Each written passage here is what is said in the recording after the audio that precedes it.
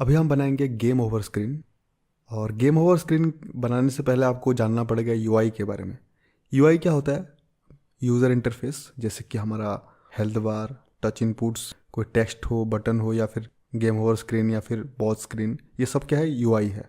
इसके थ्रू हम गेम के साथ इंटरेक्ट कर सकते हैं। यूआई का काम क्या होता है? ये बेसिकली हमें एक इंटरफेस प्रोवाइड करता है गेम के साथ इंटरेक्ट करने के लिए, चाहे वो गेम को पॉज करना हो, या फिर कोई टच इनपुट लेना हो, या फिर कोई सेटिंग करना हो। ये सब क्या है? ये सब यूआई है। ये रियल गेम ऑब्जेक्ट से अलग होते हैं क्योंकि ये गेम वर्ल्ड में प्रेजेंट नहीं होते हैं। ये सिर्फ हमें स्क्रीन पे ओवरले की तरह आपको दिखाई देता है। ये ना ही कोई गेम ऑब्जेक्ट से टकराते हैं या फिर ना ही उनके साथ कोई इंटरेक्ट करते हैं। यूनिटी के अंदर यूआई क्रिएट करने के लिए हमें चाहिए एक कैनवास। कैनवास क्या होता है? अगर हम कोई रियल वर्ल्ड एग्जांपल लें तो पेंटर्स लोग जिसके ऊपर पेंटिंग करते हैं, जो बोर्ड होता है, उसको कैनवास कहते हैं, जिसके ऊपर वो पेंट करते हैं। ठीक है। अब मुझे पेंटिंग बनाने के लिए कोई सरफेस तो चाहिए ना जिसके ऊपर मैं पेंट करूं। मैं ऐसे हवा में तो पेंट नहीं कर सकता। ठीक उसी तरह से काम करते हैं कैनवास गेम के अंदर। हमें अगर कोई भी यूआई एलिमेंट हमें शो करना हो तो हमें कैनवास के ऊपर ही उसको शो कर सकते हैं। अभी हम एक कैनवास क्रिएट करते हैं और आपको चीज़ें और भी ज़्यादा क्लियर हो जाएंगी। तो कैनवास क्रिएट करने के लिए हम क्या करेंगे? हायरार्की के ऊपर अगर मैं प्लस पे क्लिक करता हूँ, इधर यूआई के अंडर आप नीचे देख सकते हो कैनवास। तो अब ये कैनवास एक क्रिएट हो गया।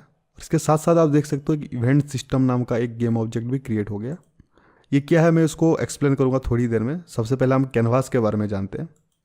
ये कैनवास हमने तो क्रिएट कर दिया। अभी क्या करते हैं? हम एक यूआई एलिमेंट को ऐड करते हैं। तो फिर से मैं जाता हूँ क्रिएट पे और इधर हम क्या करेंगे? एक इमेज को ऐड करते हैं।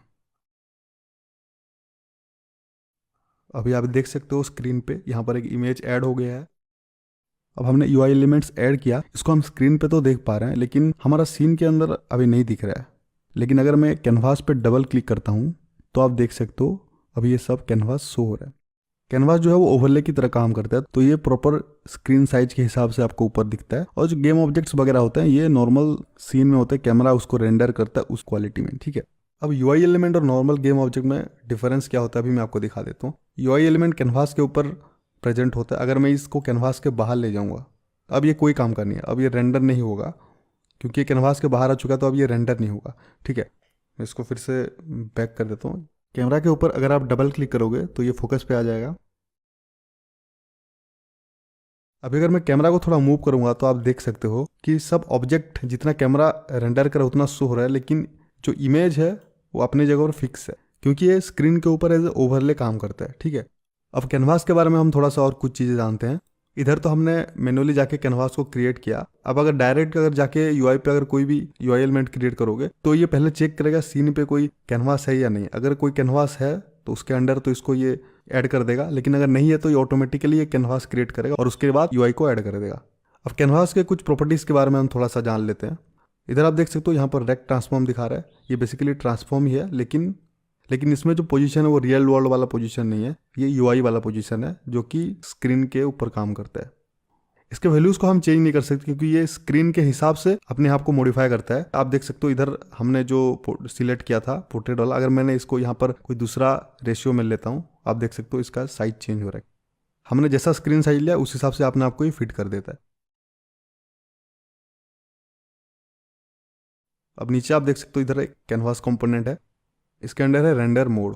3 टाइप का रेंडर्स होते हैं कैनवास का। सबसे पहला ऑप्शन कौन सा है? Screen space overlay. नाम से आपको पता चल रहा है ये एज ए ओवरले काम करेगा स्क्रीन के ऊपर। अब जैसा स्क्रीन रखोगे उस हिसाब से अपने आप को ये फिट करेगा। नॉर्मली हम यही प्रीफर करते हैं। दूसरा है स्क्रीन स्पेस कैमरा।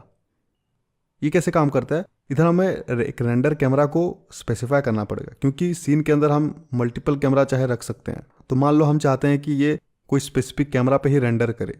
आपने अगर गेम्स में कटसीन देखा होगा, वहाँ पर जो यूआई एलिमेंट्स है वो हाइड हो जाते हैं और वहाँ पर कैमरा भी वो अलग एंगल से आता है। तो एक एग्जांपल ले लेते हैं। मैं एक कैमरा क्रिएट कर लेता हूँ। हमारा मेन कैमरा को डुप्लीकेट कर लेते हैं और इसको कुछ और नाम दे देते हैं।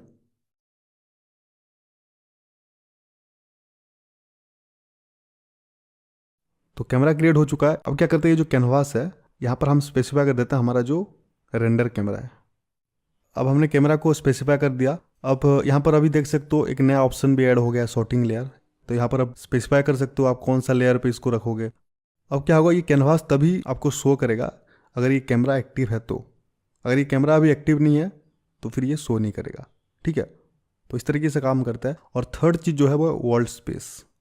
वर्ल्ड स्पेस का मतलब क्या है? बेसिकली ये जो कैनवास है अब ये वर्ल्ड के अंदर प्रेजेंट होगा, हमारा गेम का जो एनवायरनमेंट है उसके अंदर ये प्रेजेंट होगा। आपने कई सारे गेम्स में देखा होगा एनिमीज के ऊपर जो हेल्थ बार होता है या फिर कोई प्लेयर के ऊपर कोई नेविगेशन के लिए कोई सिंबल होता है, वो क्या होता है गेम वर्ल्ड के अंदर रेंडर हो रहा होता है और वो प्लेयर के साथ मूव भी कर रहा होता है। और एक चीज़ आपने ऑब्जर्व भी किया होगा, जैसे मैंने वर्ल्ड स्पेस पे रखा, अब जो ऊपर का रेक ट्रांसफॉर्म है अब ये ओपन हो चुका है। अब मैं चाहूँ तो इधर एडिट कर सकता हूँ, इसका जो पोजीशन वगैरह ये सब चीज़ों को मैं एडिट कर सकता हूँ क्योंकि अब ये गेम वर्ल्ड पे प्रेजेंट है। ठीक है, ये दोनों थोड़ा सा एडवांस टॉपिक है, आपको बस थोड़ा सा इसके बारे में नॉलेज होना चाहिए। मेनली जो है हम जो स्क्रीन स्पेस ओवरले है इसको यूज़ करते हैं। हमारे गेम में तो अभी फिलहाल इसका ज़रूरत नहीं है, तो इसको हम स्क्रीन स्पेस ओवरले पे रखते हैं।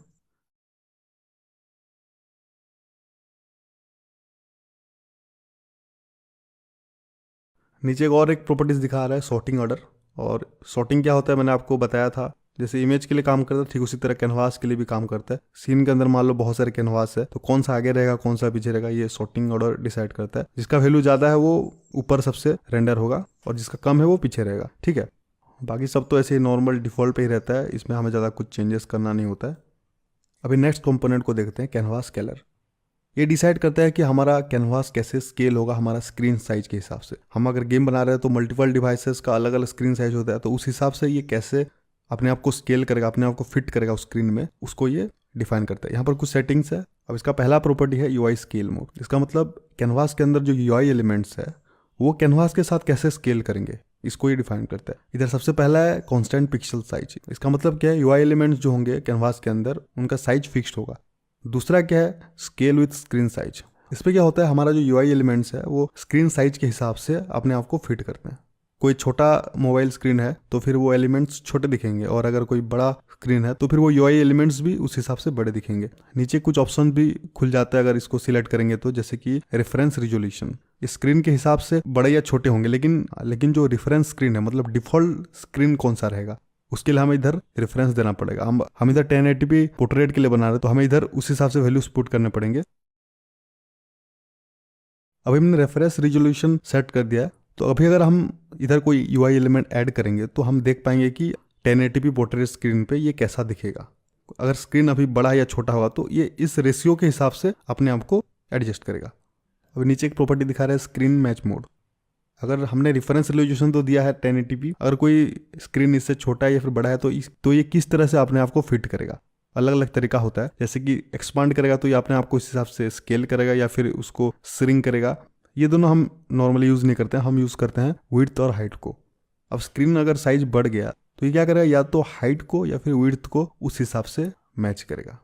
लेकिन आजकल जो मोबाइल्स आ रहे हैं उसका जो विड्थ होता है वो नॉर्मली सबका सेम होता है, लेकिन जो हाइट होता है वो थोड़ा डिफर करता है। तो उस केस में हम क्या करेंगे, विड्थ को मैच करेंगे। मतलब विड्थ जो है वो फिक्स रहेगा, लेकिन जो हाइट होगा वो डिवाइस के हिसाब से वेरी करेगा। ठीक उसी तरह अगर हम लैंडस्केप के लिए गेम बना रहे हैं तो उस केस में हम क्या करेंगे, जो हाइट है उसको हम मैच करेंगे और बाकी जो विड्थ है वो वेरी करेगा। तो समझ में आ गया। और नेक्स्ट क्या है, ग्राफिक्स रेकास्टर। ये क्या करता है, बेसिकली हमारा जो कैनवास पे जो इनपुट्स है उनको डिटेक्ट करता है। चाहे मान लो हमने स्क्रीन पे टैप किया या फिर स्क्रीन में ड्रैग किया, स्वाइप किया, ये सब चीज़ों को ये डिटेक्ट करता है। अगर हमने इसको डिसेबल कर दिया तो फिर इसके अंदर जो भी यूआई एलिमेंट्स होंगे वो इनपुट को डिटेक्ट नहीं कर पाएंगे। ठीक है, जब हमने कैनवास ऐड किया तो आपने देखा होगा नया गेम ऑब्जेक्ट क्रिएट हो गया, इवेंट सिस्टम। इसका काम क्या है, बेसिकली कैनवास के ऊपर जो भी इनपुट्स वगैरह उन सबको डिटेक्ट करता है, जैसे कि कोई टच हो, टैप करना हो, स्क्रॉल किया, ये सब चीज़ों को ये डिटेक्ट करता है। अगर इवेंट सिस्टम को आप डिलीट कर देंगे तो फिर वो इनपुट और नहीं लेगा।